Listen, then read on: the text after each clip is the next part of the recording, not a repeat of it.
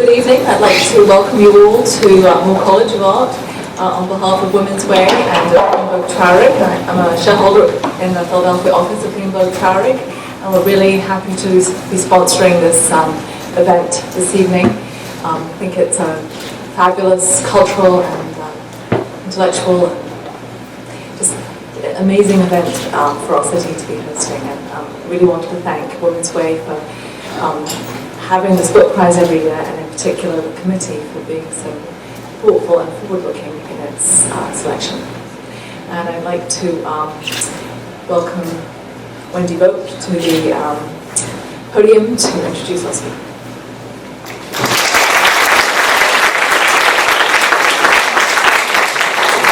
Hi everyone. First of all, it's just so wonderful to see so many excited, wonderful people. So I'm so excited you're all here tonight.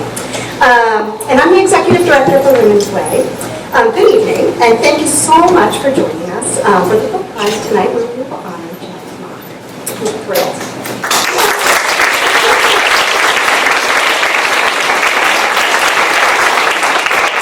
I also want to give a special thank you to Bloomberg Traurig for their long-standing support of Women's Way, and also for being our presenting sponsor for tonight. It's really meaningful to us, so thank you so much. And I'd also like to thank our wonderful book prize committee who selected this year's winning book. The way the book prize is selected is really a bunch of wonderful, engaged stakeholders within Women's Way who come together and look at a variety of books that were published in the last 13 months. And this book really rose to the top of the group, so we're thankful for that, as well as for people's commitment to the committee, and I hope more people join our committee this year. So Women's Way is perhaps best known for our funding of programs that support and empower women and girls. And we're proud to fund organizations that really work to help women and girls reach their full potential. To complement this funding, though, we also fight for policies that protect women, and through legislative advocacy and community organizing, we proactively build pathways to safety, equity, and justice. Finally, through our public education work, we create forums for dialogue and reflection on the true lived experiences of a diverse array of women. The art of storytelling for us is one of the most powerful ways to create community, and that's why the book prize is such a central event to Women's Way and such an important long-standing tradition. The Women's Way Book Prize is presented annually to a woman author whose work speaks to the feminist movement. The prize has been awarded previously to a variety of different books, such as The New Feminist Agenda, which talked about women-friendly workplaces, and also the book Rape is Rape, which was about campus sexual assault and looking at the legal analysis around that. And tonight we are absolutely thrilled to present the Women's Way Book Prize to Janet Mock for her stirring memoir, Redefining Realness, My Path to Womanhood, Identity, Love, and so much more.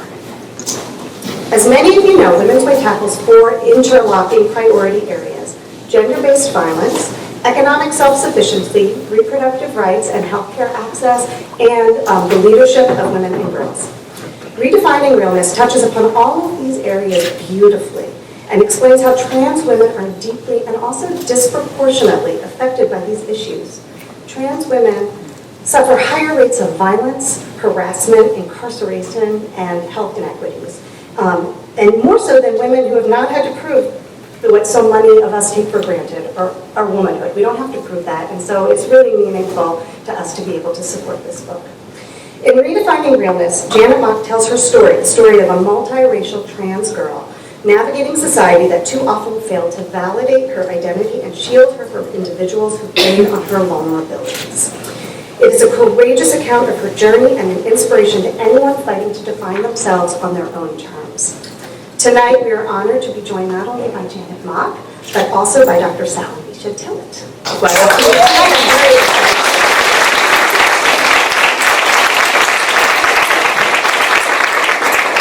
Dr. Tillett is a professor at the University of Pennsylvania and also a co-founder of A Long Walk Home, a Chicago-based nonprofit that uses art to end violence against women and girls.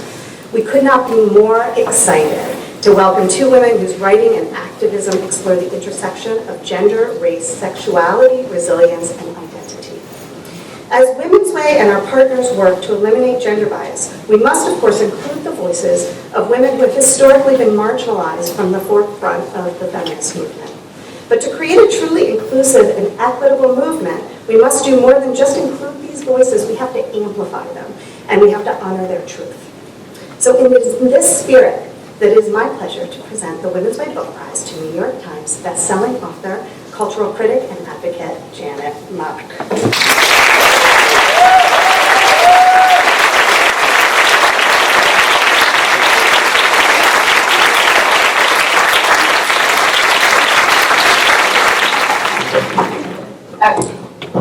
Perfect. Is that good?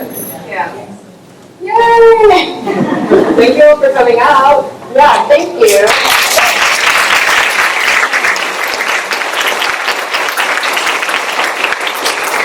So this is the first round of questions will come from me, and then we'll open it up hopefully we'll have time, but we'll make sure we have time to the audience. So there's just a couple of things that I want to start off with in terms of clarification of terms. And if you haven't read Janet's wonderful memoir, there are really important definitions that I think you provide us with that are part of like the larger movement, but we'll be using them, or at least I'll be using them, you definitely will be using them.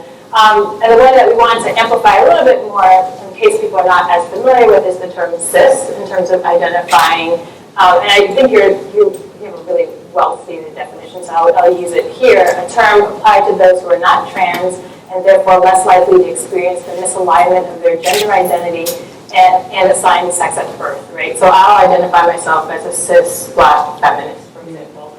And so that's just to clarify some terms and to also just open up the conversation and to get us to think about solidarity in different ways as well. So I want to start off with a quick story. I first met Janet, was it a year and a half ago? October 2013. Okay. Lovely apartment in New York City. It's a sister circle in honor of bell hooks. Well, I guess you would remember because we all introduced ourselves, some of us in our professional identities, and others explained why they were there. And Janet, quite humbly, sitting next to Belle, was talking about the anxiety that she had because she had this book coming out that was about her life. So not only piqued the interest of many of us in the room, but it's also remarkable to understand that understandable anxiety, but also to see this journey that you've gone on, that we've gone on with you, that I think is revolutionized, or been part of a revolution in terms of us thinking about gender nonconformity and patriarchy and sexism and trans identities in really important ways. So thank you for that. But also it's just nice to come back and be in this space. Because I know until we should through Melissa and Perry, we meet all the brilliant Black people. Some.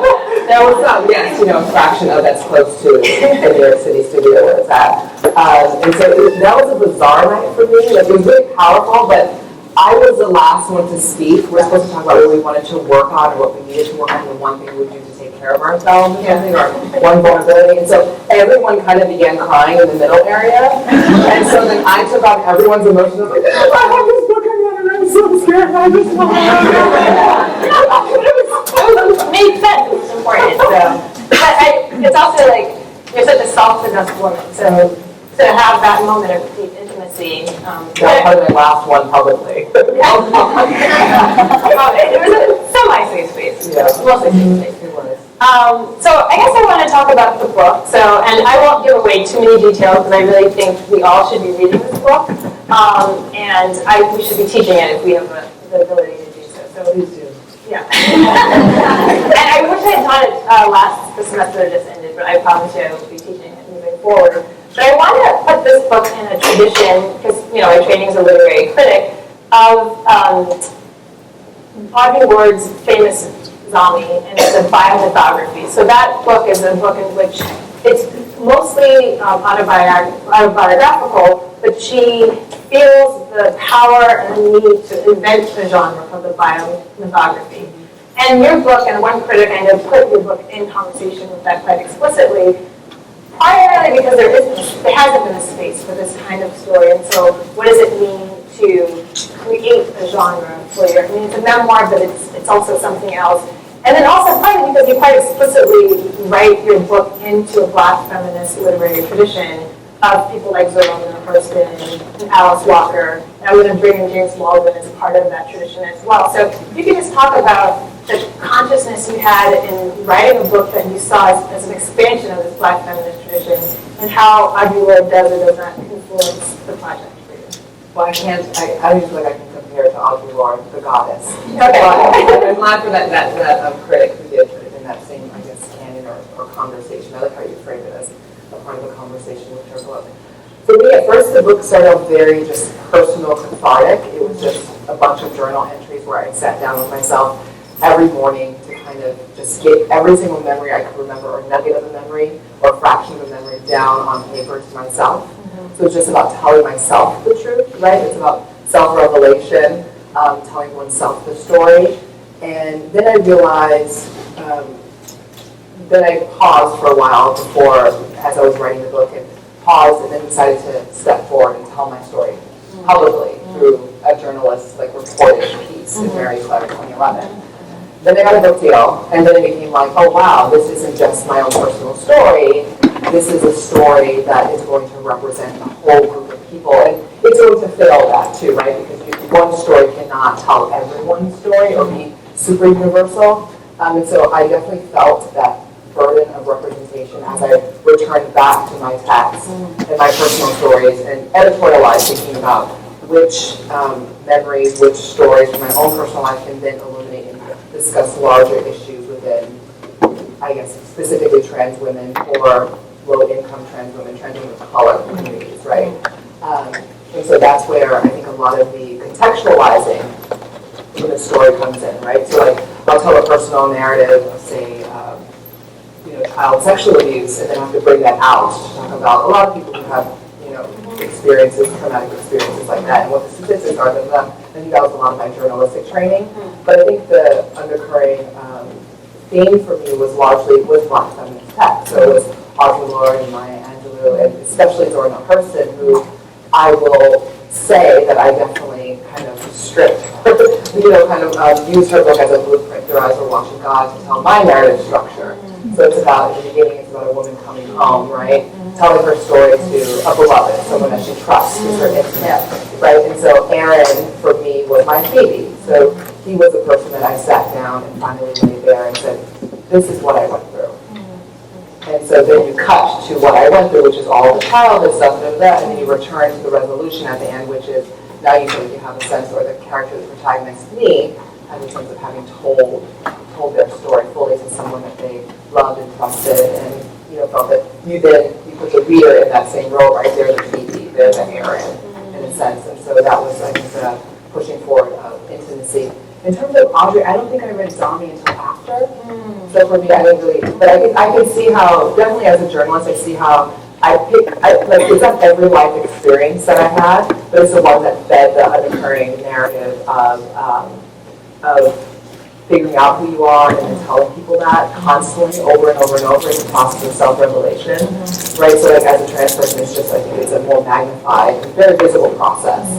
And in terms of Black feminists, I just wanted to provide people with, just like I provided them with statistics, I also wanted to provide them with the syllabus of the works that really influenced me. So it's like, this is what taught me how to, or these are the texts that taught me how to give words and language and feelings to what I went through, the experiences that I went through.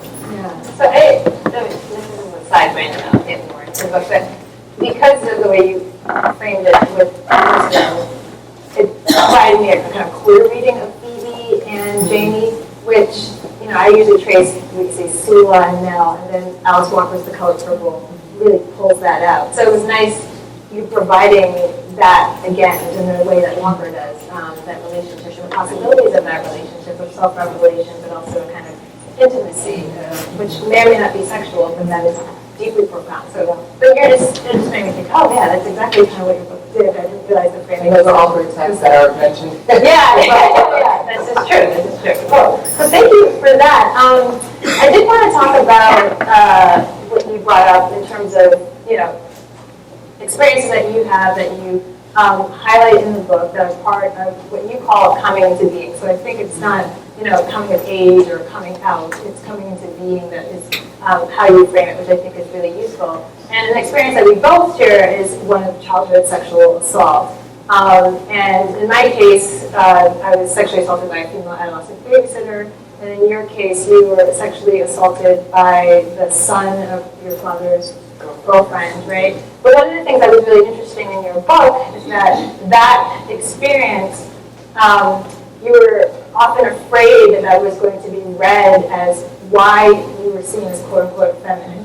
And part of what's interesting about me, I never read that as maybe why being sexually assaulted by a female adolescent or a young girl never is read as the reason why someone's quote-unquote heterosexual. So I just wanted to both debunk the myth of what we think of as a kind of sexual assault within, amongst people of the same quote-unquote sexual sex, but also talk about that a little bit more, not the experience of the sexual violence, but the silence and the way in which you felt like it shaped your early childhood.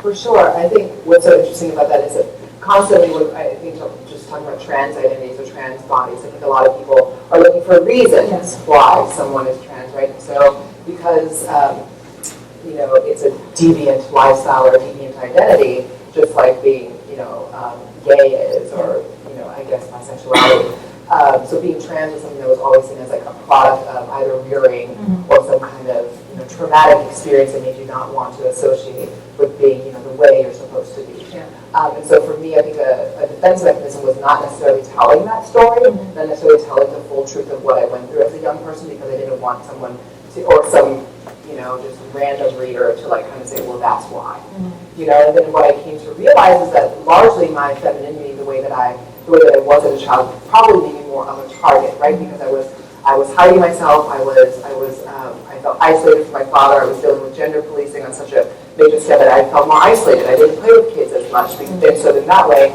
it made me more vulnerable, I would say, because there was no one watching me. There was no one advocating for me. So that's, I guess, those are my thoughts around that. But I think the silence and the shaming piece, I think, is really important to talk about.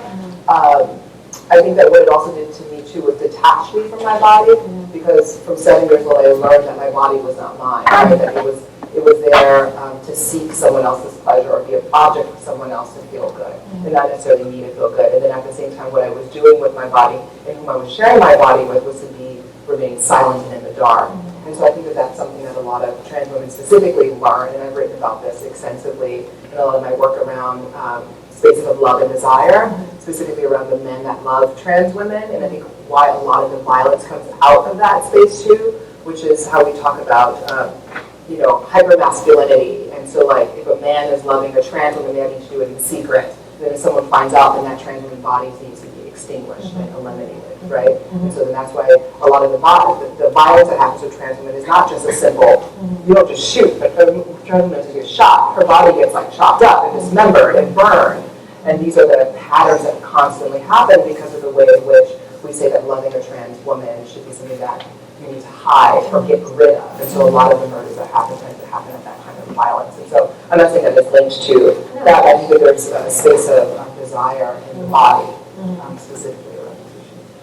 So I guess we'll stay with that a little bit more. Because, part of a radical... It's so hot. I feel like I'm You're a church man. So I guess the question I had was kind of a radical, which shouldn't be a radical feminist agenda, but like a feminist agenda in which trans women, particularly trans women of color, are at the center.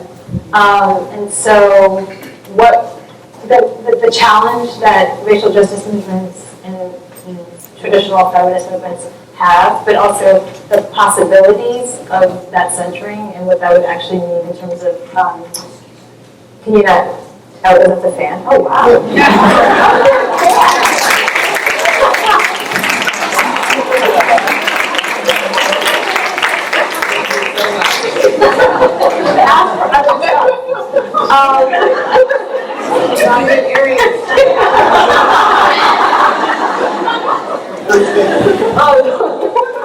That was beautiful. Thank you. How about you don't care? Thank you. So, but I feel like there's so many deep possibilities in terms of ending patriarchy, addressing racism, ending classism. When you actually foreground those who are the most vulnerable to forms of violence or those who are on the margins of these different movements. And so what have you found, I guess I want to talk about both the limits that we currently have, but also the deep possibilities that you see through your memoir, but also through the possibility of just centering these races. And I'm thinking of, there are two big cases, one in Georgia right now, where a trans woman is currently incarcerated in a men's prison. And so it's the first time that the case has been, forwarded up the chain in terms of the Georgia Supreme Court. And she's been completely violated in a number of ways. One, repeatedly sexually assaulted. Two, denied access to the medication, right? And so there's both a psychological and physical torture that she's been experiencing, and also in a kind of, not in a correctional facility, in a prison, a men's prison. And so, this seems to be the kind of ideal case in which, you can think about prison reform, you can think about feminism and anti-gender-based violence, you can think about racial justice and incarceration, and yet it's only seen through a particular lens. So I just want to talk about, why that keeps on happening, but also the possibilities of us understanding it in all these movements coming together through, highlighting and centering the lives and experiences. Well, what I think is so interesting too, I think that the lives and experiences of just women of color, period, whether cis and trans, is not necessarily being centered, except in spaces where women of color are leading the way. Right? And so even think about the Black Lives Matter movement, queer women, one of which is married to a trans man, understanding, right, and centering the lives of trans women and trans people, period, within the narrative of how we're speaking about violence and policing and brutality within and outside of our communities, right? I think that what's interesting, that when you pointed out about how it's largely seen, this woman's story in Georgia is largely seen as a certain kind of issue, right? So you'll have like an LGBT org, possibly, right, like say the ACLU or something, that will fight for that case, right? But you won't necessarily have all the other racial justice movements coming and talking about this, right? And I think largely part of it is the uncomfortability around transness and queer identities, period, within those racial justice movements, right? Whatever we're going to call them, the establishments there. They're not talking about that intersection often, unless they're being pushed to talk about it through some LGBT organization, right? Which is already not necessarily centering trans identities, right? And so if we're talking about feminist movements, largely women of color are not necessarily centered in those movements either. So definitely not trans women, where it seems to be more of a debate if we're going to center these women or even include these women and be inclusive, right, around our conversations of women and girls. Like, which women and girls are we saying matter? Are they the ones that look like the majority of America, or are they the ones that may be brown or also be trans and may have been assigned male at birth? And how then are we centering them and including them within this? And then the next layer of that is the incarceration piece, which is largely, a respectability politic, right? So it's like we're not going to include this body that is a queer or trans body that is of color and then also in prison because they did something wrong. So why are we going to put our limited resources onto this person? I know on my way here, speaking of violence and trans women of color, I just read a BuzzFeed piece on London Chanel, who I guess was brutally murdered yesterday. And they have, and supposedly this is at least the 8th trans women of color in the United States, and this is not including Brazil and other countries where the violence rate even more, like 3 a day. I mean 3 every other day or something is the number, the statistic. So I think that I'm always trying to look towards solutions. So where can we build bonds and bridges together? I think a lot of it for me, a lot of the work that I try to do is through women of color, because I think that there's shared understandings around specifically we're talking about Black women, and the executive director here was saying that, trans women, having to prove they're women, and that would actually push back and challenge and say that I think Black women have also always had to prove their womanhood as well, right? Ain't I a woman? So you're asking that question. I think that that's definitely an anthem for a lot of trans women, where ain't I a woman too, right? Aren't I included within this narrative of, say, who we are giving our care and protection and resources, who we're building coalitions around to protect and care for these bodies. and so that's why I'm trying to build bridges and spaces of understanding to kind of say that, you know, we're here too, but also being in knowing that women of color's bodies and lives aren't being centered either. And so that's something that I'm also very sensitive around as well. So I think, well, one, I guess, no, but it's one of my questions, but the Black Lives Matter, I mean, I find it so remarkable because there lies the tension or the rub. One, that its origins are a kind of radical redefinition of what the Black freedom struggle is and what freedom looks like through a kind of Black feminist queer lens.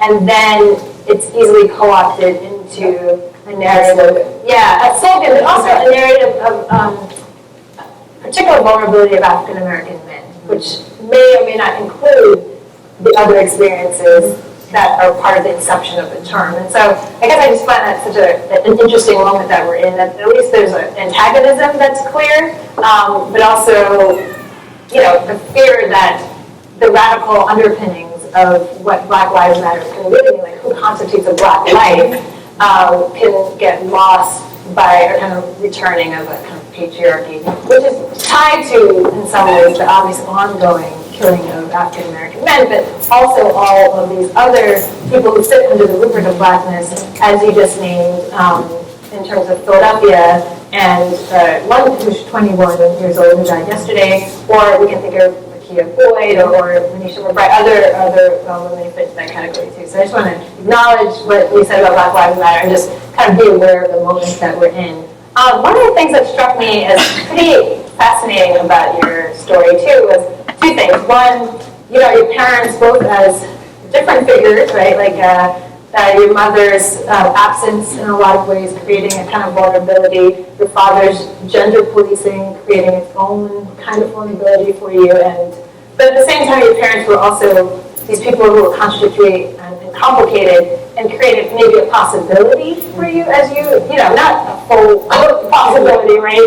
But that there's something about your parents that hurt and caused a lot of pain, but also create a different possibility for you. Now I want to tie that to Hawaii, which I think is a really interesting site in your book too. So can you just talk a little bit about your parents? I mean, without giving away too much, because everyone's going to read the book. But you know, that contradiction of your parents in terms of your mother didn't seem to police you as much, but her absence was really quite hard. And then your father policed you in different ways, and yet eventually he seemed to accept. You know what I mean? It's interesting, your parents, as they are in your life, but at least at this stage, and as you talk about them in the book. So yeah, it was interesting because when I first started writing the book, I didn't have that same like complicated lens. I think when I started writing the book when I was like 24. okay, Just to myself. yeah. And you very much were villains. Okay. I could own like your antagonist, like completely just like, you know, there's no argument around like the complicated nature around that, because I was only seeing them through the scope of when I was a child, and my childhood understanding of just the trauma and the pain and experiences that I shared and had in interaction with them.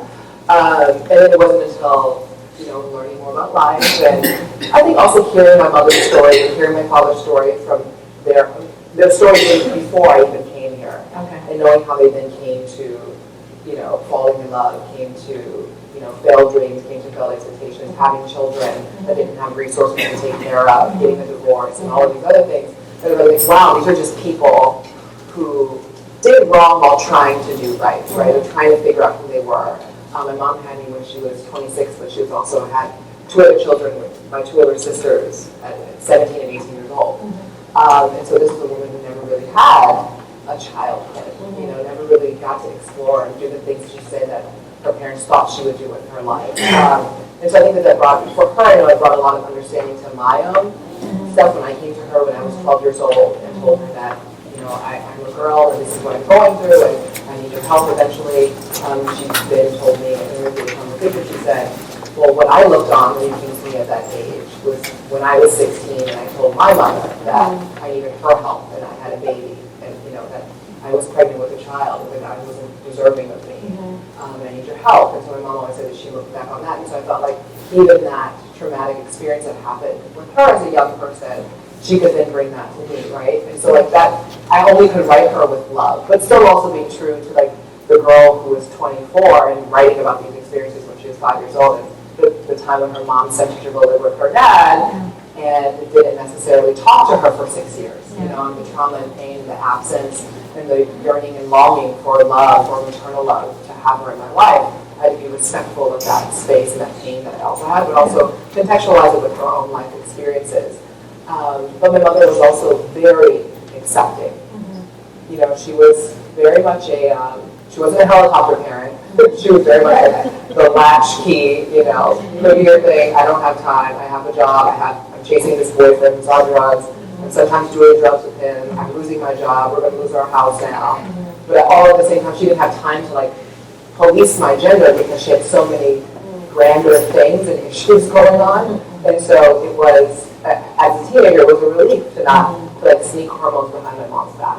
You know, as a teenager, and not have her policing me or like checking in on me. As long as I came home with good grades, it was that's all she cared about.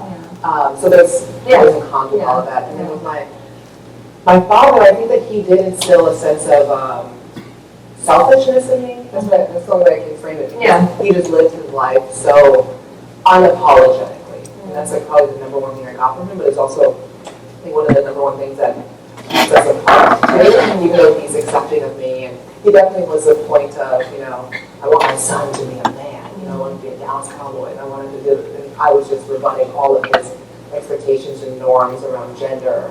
But it was his job, he felt, because he thought he was caring for me in this way, to rebut me every time or correct me, right? So he was a space of gender policing largely growing up. And so that's still like a tough spot with us right now, because he won't necessarily own up to that, but he'll be like, I just didn't know any better. You know, and so I think when he read the book, he definitely he did have a moment of like understanding where I was coming from, and he really wanted me to understand where he was coming from, and I was like, I think I put that in the book, so we'll go back Yeah. So I was like, I think I was fair. Yeah, well, I mean, I have to read it, but I guess you're right. It's like as you're coming to terms with your life with your parents, it's a later version of them, a version of them that may be not completely reconciliatory, but at least you have insights, I think. So I'm really struck by Hawaii because we have like Barack Obama as our other Black Hawaiian.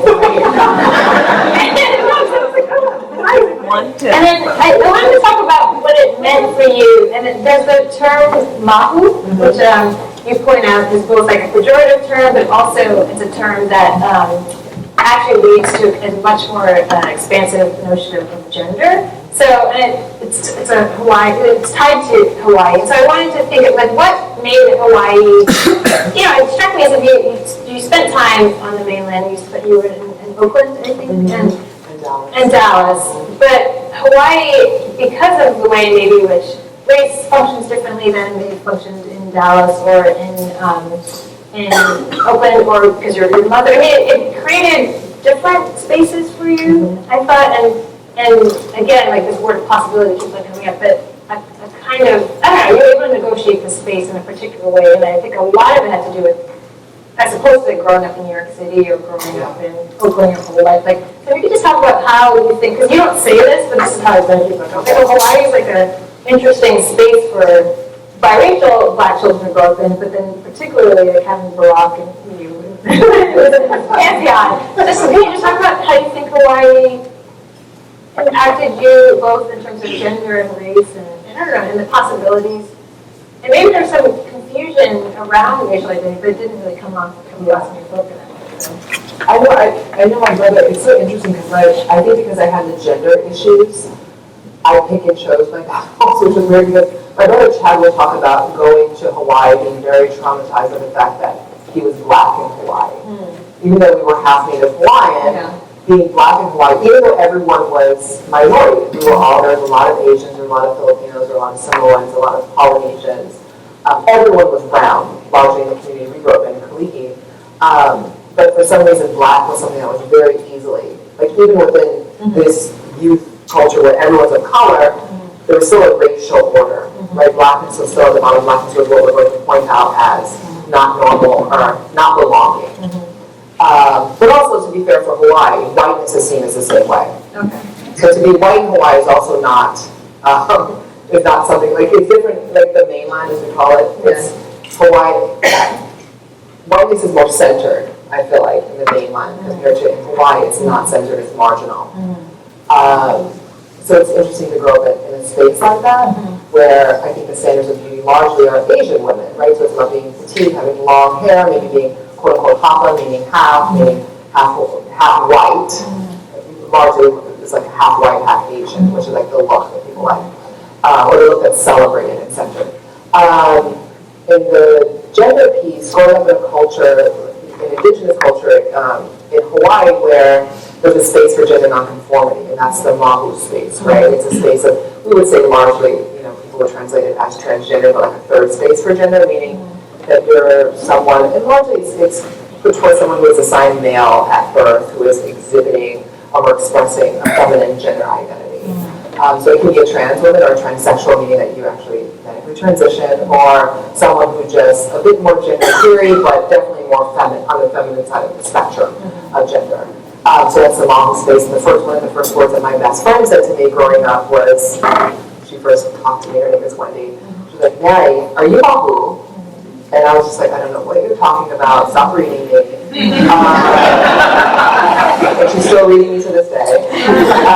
But so it was interesting to grow up in a space where to be trans or gender nonconforming or mahu was not something that was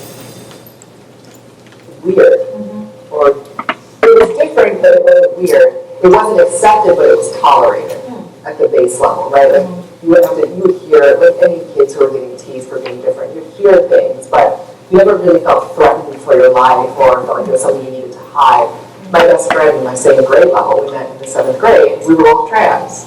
We both transitioned together. So I didn't grow up with it. I think I grew up with an interesting lens or perspective because I didn't grow up in a sense of isolation. I think a lot of trans people tend to feel like they're the only ones. And we went to other high school parties, and there were other trans girls there, and there were trans girls playing volleyball at the rec center, and they were on other volleyball teams. And so I grew up in a world where my examples of trans womanhood wasn't what I saw on Law and Order, or Too Long Flu, if you want to say that, or or the Crying Game. It was like these women are like in my life, and they're around, and we would always say, like, oh, the older trans women, literally, we were 12, and there were girls like 16 and 17. we were like the older girls, So it's interesting to grow up in that space where you just kind of feel like you could see different possibilities.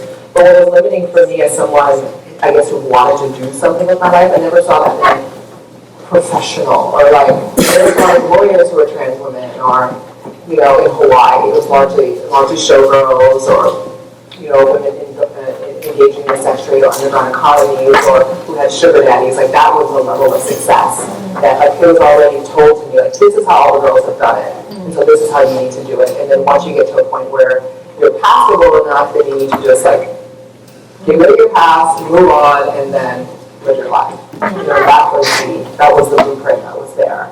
And so I think that I was constantly, even as a young person, feeling that I would want to challenge that and do more than what that blueprint had for me. I definitely followed a lot of the steps that were there, but to hopefully avoid it or rearrange it or redefine it in some way. So the next question I have is related to this. So Wendy, but also as you are in your teen years, and it brings me back to Audrey, like when she's talking about like being in the village and part of this kind of the sister outsiders or the community of like outlaws. And yours quite literally were like, women who were in sex trade or, and the underground economy, as you said. And so outlaws, quite literally, but also social outlaws and so forth. And so, but it was also striking the community, right? The sense of sisterhood and that being part of an important process for you of identification, but also safety. And so what I like about what you do in the book is that you don't glamorize or glorify it.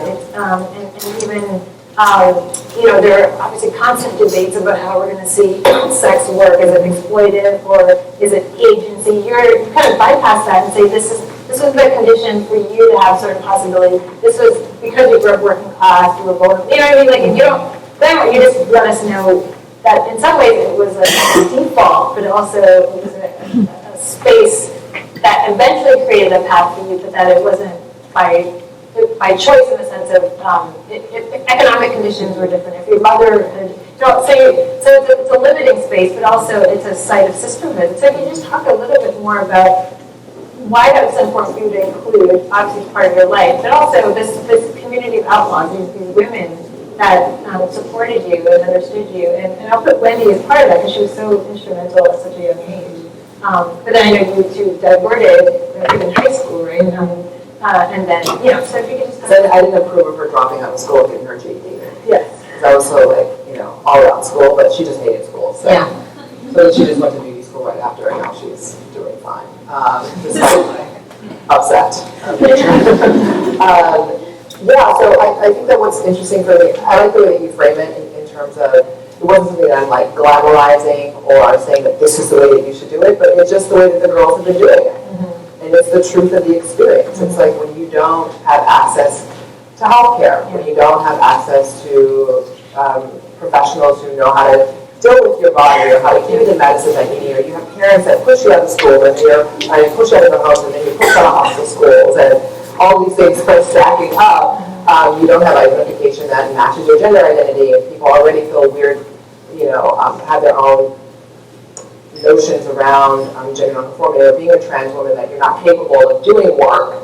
And so you tend to, the only place you can go when you're homeless, hungry, needing medicine, and then also seeking affection, right? Seeking validation in these weird, bizarre spaces of men, right? And so then you tend to do underground economies like the sex trade. And so these girls, these women are trading sex to get the resources that they need to take care of themselves, right? In a culture that is largely not giving them resources and not taking care of them.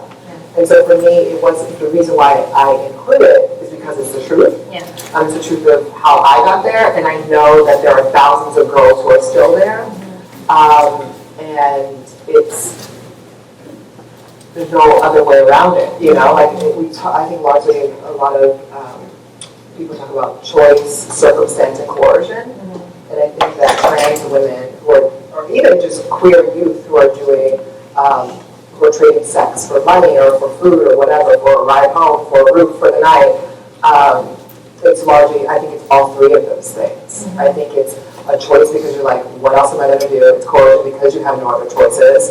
And then circumstance because there's so many different systemic pressures and oppressions that are happening that are pushing you towards this.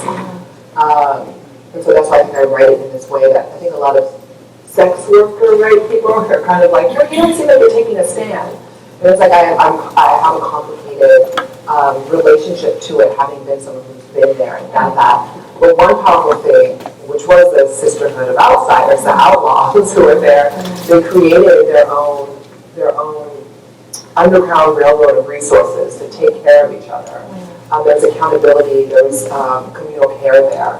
You go there, and I know for me as someone who was doing it largely when I was in my freshman semester of college, someone would make sure that I went home, that I had a ride home, that I was getting home early enough, that I was doing my homework, that that there was trans women who were doing outreach work for like the Life Foundation or whatever organizations that were there, giving us condoms and lube and sanitizer and all of these things. There were other women on the streets, right? So we weren't working in isolation. We were in a community of people who were like, this is our block. This is ours. There was no pimps there. There's none of this other stuff that we hear in popular culture. This is just about women who are building an economy for each other. This is why I love Toni Morrison's work so much, because she's one of the few women writers who write about sex workers in a way that is not demoralizing. It's like they have a space in the community, and they're there. People know what they're doing. This is their space, and this is their resource, and this is what they choose to do with their bodies in this world that's not taking care of them.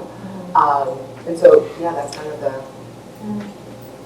Yeah, no, well, I mean, it's the dialectic of the world not taking care of them that then creates the conditions for what is the choice, even if it's not for the choice of the world to care of them. So, yeah, I think I was just getting caught up in what you were saying. I didn't have anything else to say.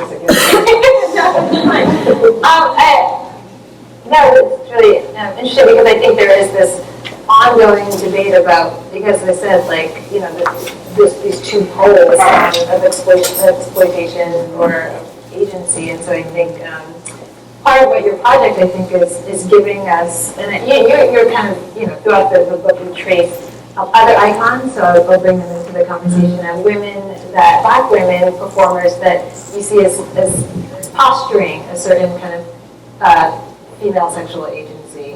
And so Janet is, the namesake is Janet Jackson, right? And then, you have a lot, so you have a lot of Black folks coming back from Dubai, you guys. She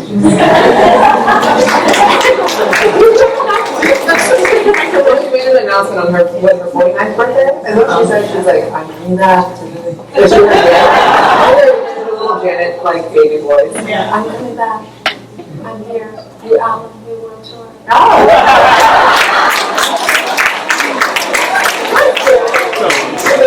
I did the whole thing. So conversations in a cafe. Yeah.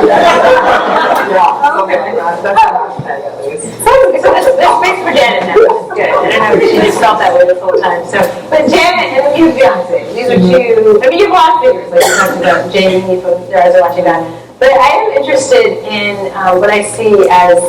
I mean, those are two different figures too, right? Janet Jackson to me and Beyonce. But they're important to you in different ways. So if you can talk about that, and then I have a question about Glamour that I want to add to this. But we can just talk about those figures and what you see as maybe their radical potential. And you don't have, and maybe the limits. If you see limits with them. So Janet's album Velvet Rope was just when I was like an emo teenager. Like that was my emo. I think a lot of people here can identify with that. Right? And then some never heard of it.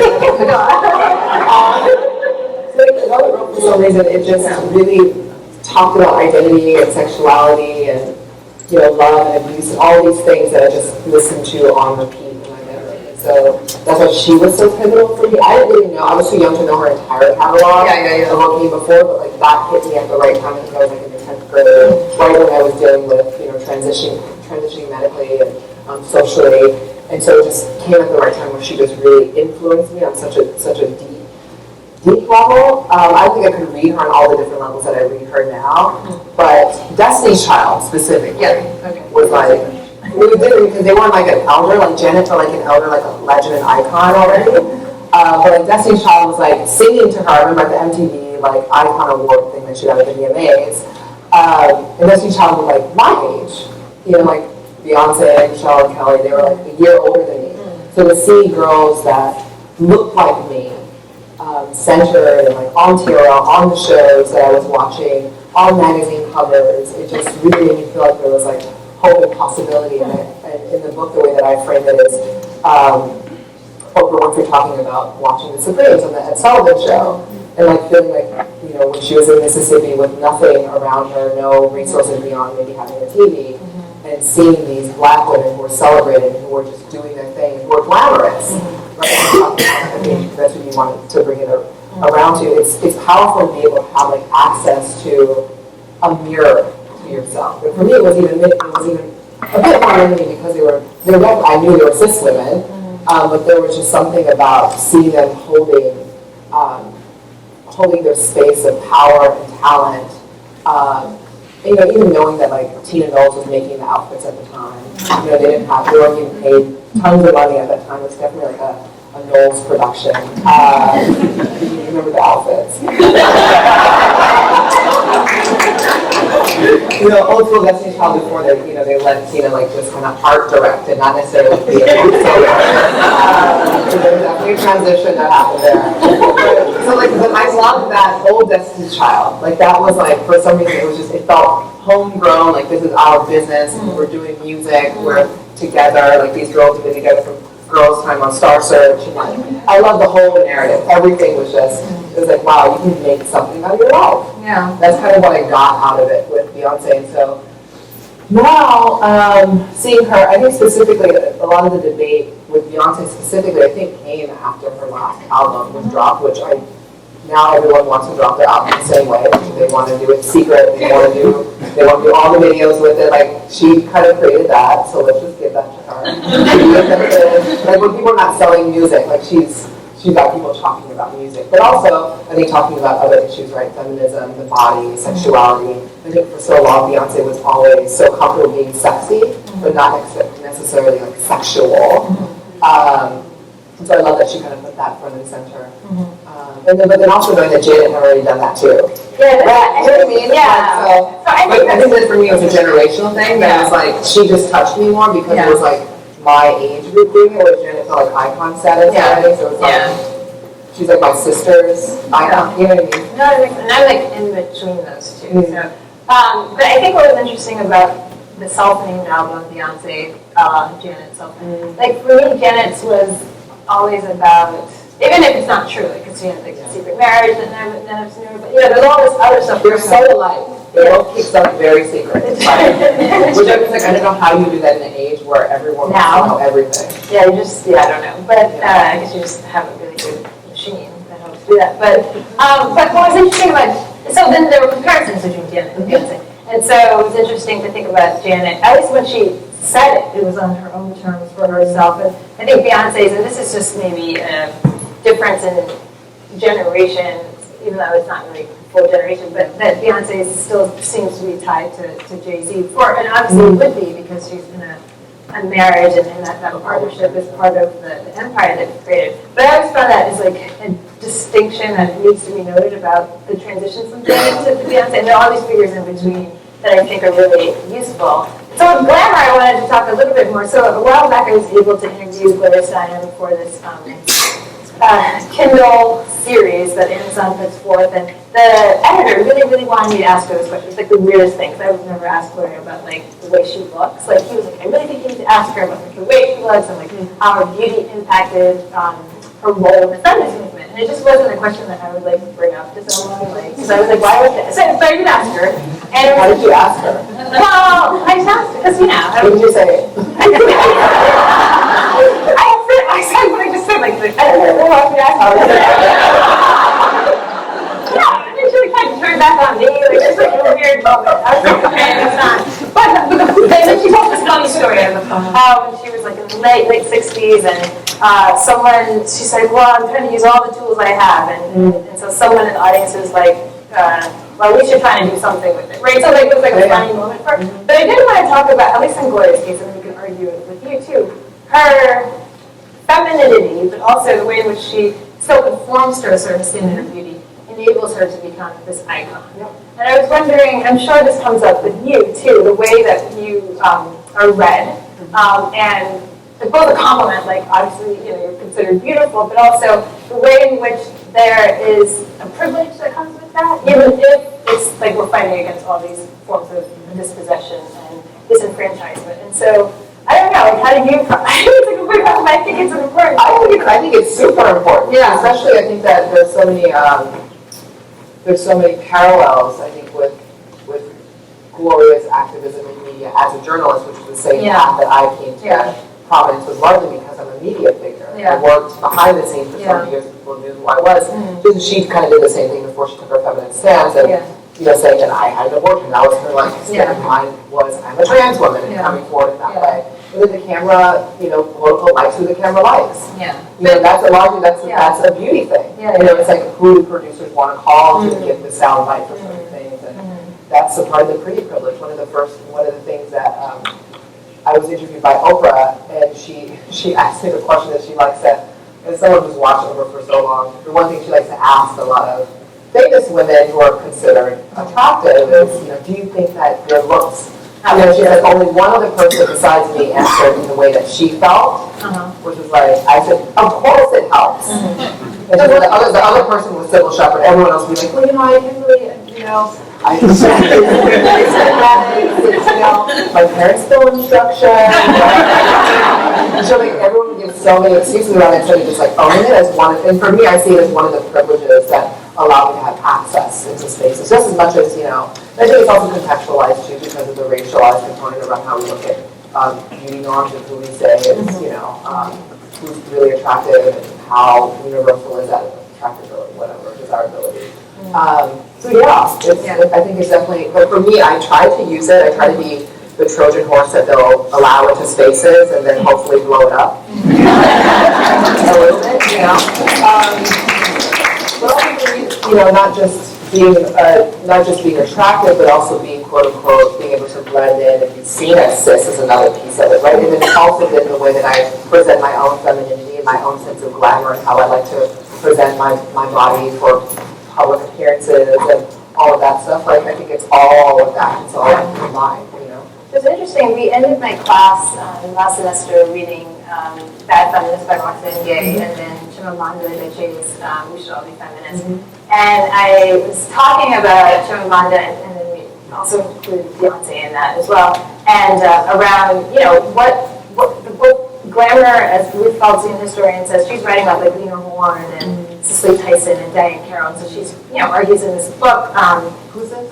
Ruth Feldstein is a historian. So her books on like Mary McCabe, Nina Simone, Lena Horne, Diane Carroll, Abby Lincoln, and she ends with Cicely Tyson. So she's all in one book? Yeah, it's amazing. Yeah, and she's looking at how these women who were ambitious, who were political in different industries, and the role of glamour as a kind of political weapon. So obviously they offer an expansive understanding of Black beauty, but she's looking at the ways in which part of what she's arguing is that glamour is a political identity, right? And it can be, and when Black women are entering spaces or accepted in spaces that they've been previously denied, what do we do with them? Anyway, so we're talking in my class and we're talking about, but I was like, what does it mean for like cis women to conform to a certain standard of beauty and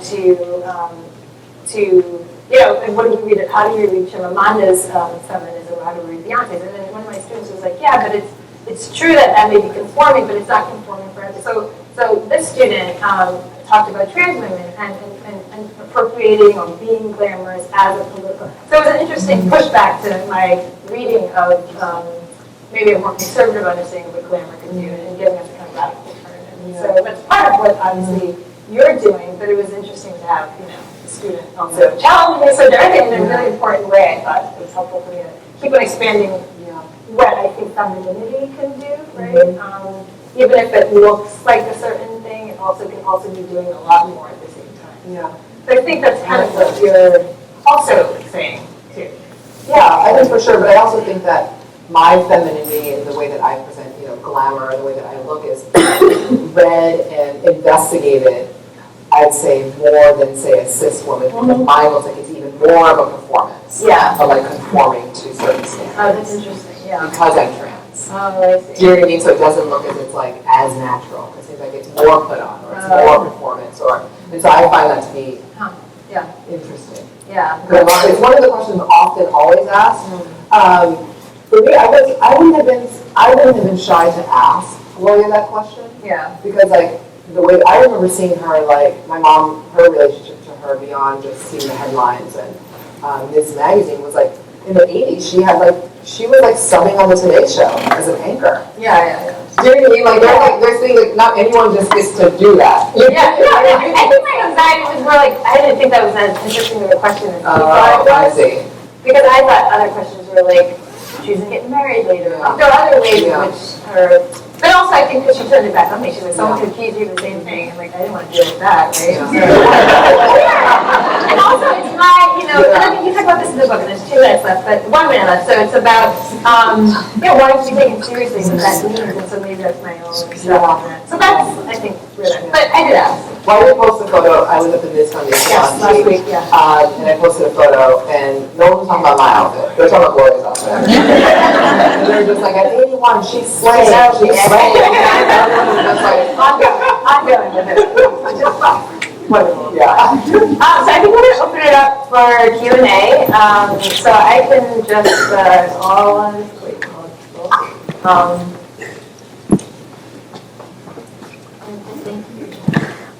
So how are you gonna like people raise their hands and then? Yeah, and then we have a mic. Yeah.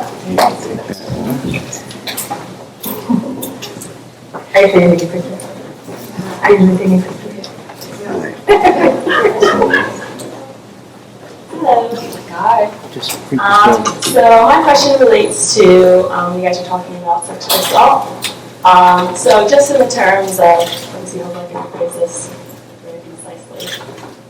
In terms of having the sexual assault and how the lack of an impact that it has on your identity later in life. So just in the sense to say that maybe it can have some sort of impact, but just it doesn't matter in the sense it's just because if the experience was negative doesn't mean that, that it impacting maybe later on in life how you identify. Doesn't mean that just because that was negative, that being your identity later on is negative. I don't know. Does that make sense? How I phrase that? Yeah. So you're saying that, okay, well, maybe table. Yeah, so just exactly, or just saying that maybe sexual assault or sexual abuse can maybe have a sort of shape who you are. Yeah, exactly. Just because it's negative, but doesn't mean that your experience later on is negative. It's just like a part of, it's just one thing that maybe has shaped who you are and whatnot. And just in terms of, Was that a question? Yeah, so it is. In terms of, because you guys were saying before that it doesn't impact how you would. I think for me, I was speaking in terms of transness. Yeah. I think that a lot of people are trying to look for reasons why someone's trans, right? So it's like the mother coddling them too much, or growing up with too many sisters, or because that's who they are. Yeah. And so, but yes, I do agree that it did affect other ways, right? It affected my relationship with my body. It affected the way in which I could then not trust many people around me. It affected the way in which how I chose to be promiscuous as a teenager and explore my sexuality in this way that was very out and open. And so it affected many different ways. But I think you're framing it more about the space of transness and wanting to debunk that worry and fear that I had. Yeah, and I've had multiple rape survivors. I was sexually assaulted twice as an adult by men. So I definitely think that it does impact your identity in really profound ways. I just wanted to challenge the ongoing stereotype that people have that when someone is queer or trans, that it's read as the definitive reason why they are quote unquote different. And then if you're, in my case, my primary partner is a man, and cis identified, so no one reads my sexual assault by a girl as a reason for me to be heterosexual, but they do. So that's what, but I definitely think it impacts in deeply profound and often tragic ways. Actually, it takes a long time to recover, and your book points to this in ways as well. And then I just want to shout out that Aisha Shahida Simmons is here, right here, the filmmaker.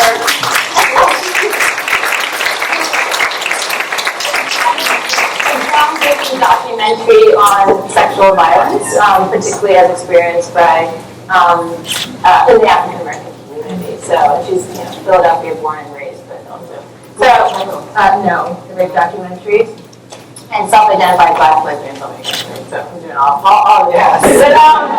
So yes, we agree with you. Thank you for your question. There's one up here. Hi. This is actually like a two-part question. Well, the first question is, what did you find most difficult about writing the book? And the second part of my question is, what's one new thing that you learned about yourself within your journey? That's a great question. The most difficult part was definitely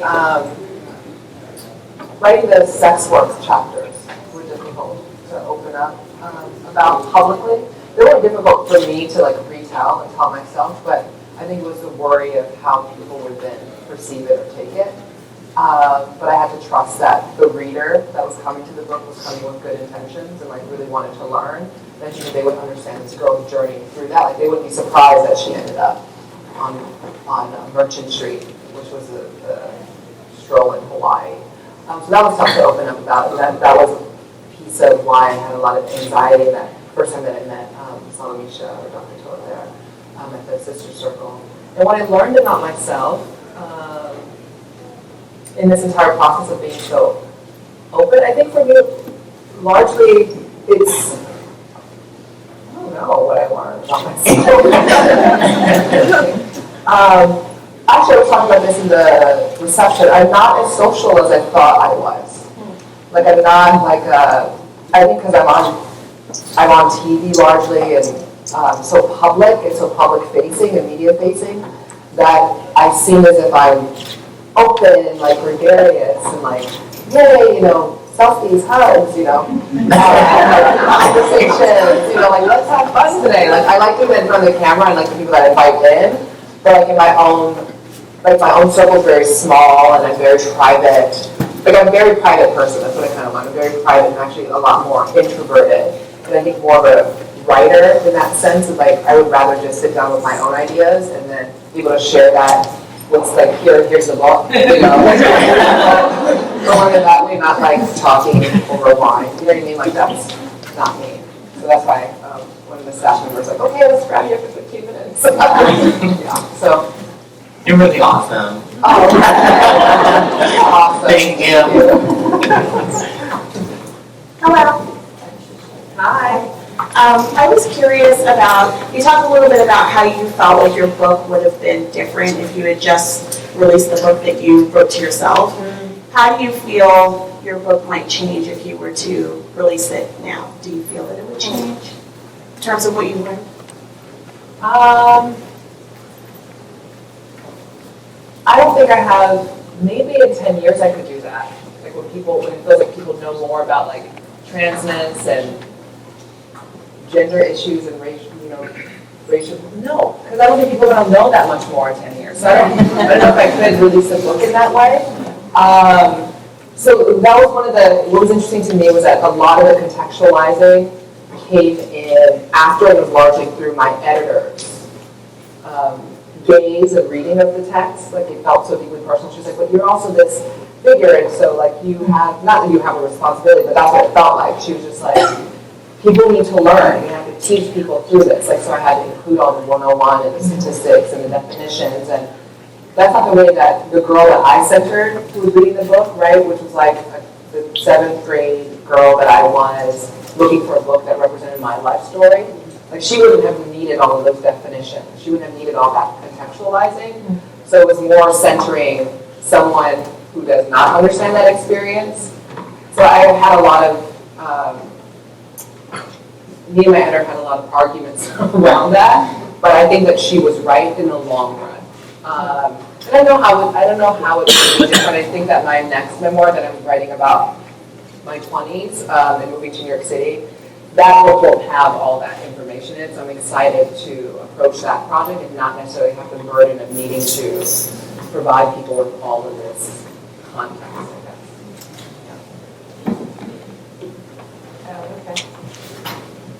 guess.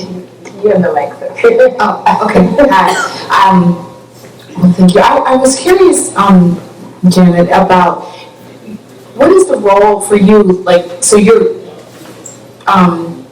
out here and as a trailblazer and talking about this. How do you walk that line of, honoring your truth and your story and making visible the invisible, knowing that there's like you're like like all of us standing on the shoulders of those. Like I'm thinking about Marsha P. Johnson or Sylvia Rivera. How do you walk that line in terms of, particularly when you have such an amazing platform where it's like, for some people, right, as somebody teaches, it's like you're like the first person. It's like, well, no, she's not. She's the first person. But it's like, how do we do that in terms of honoring and making sure that we all know that we're all a part of a continuum, that we're able to do this, and particularly in terms of trans women. I'm not hearing the kids. Yeah, so usually the speeches that I do on college campuses are largely about linking my own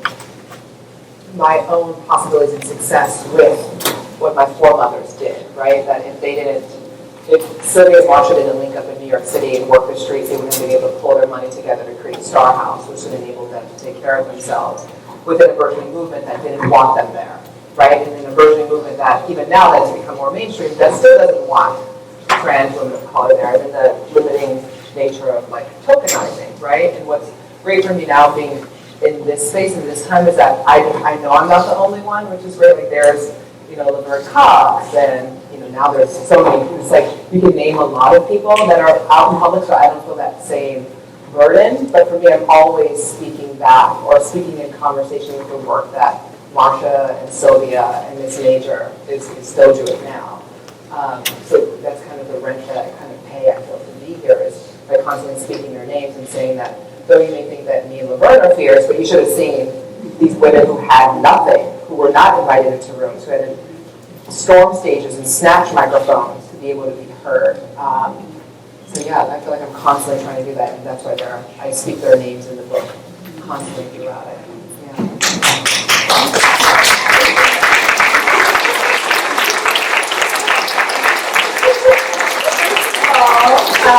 I just want to say, I can only speak for myself. This has been an incredibly meaningful evening for me, and I'm just so grateful to have been here and to be witness to this incredible conversation and maybe part of it through energy. So I just want to thank you again, and once again,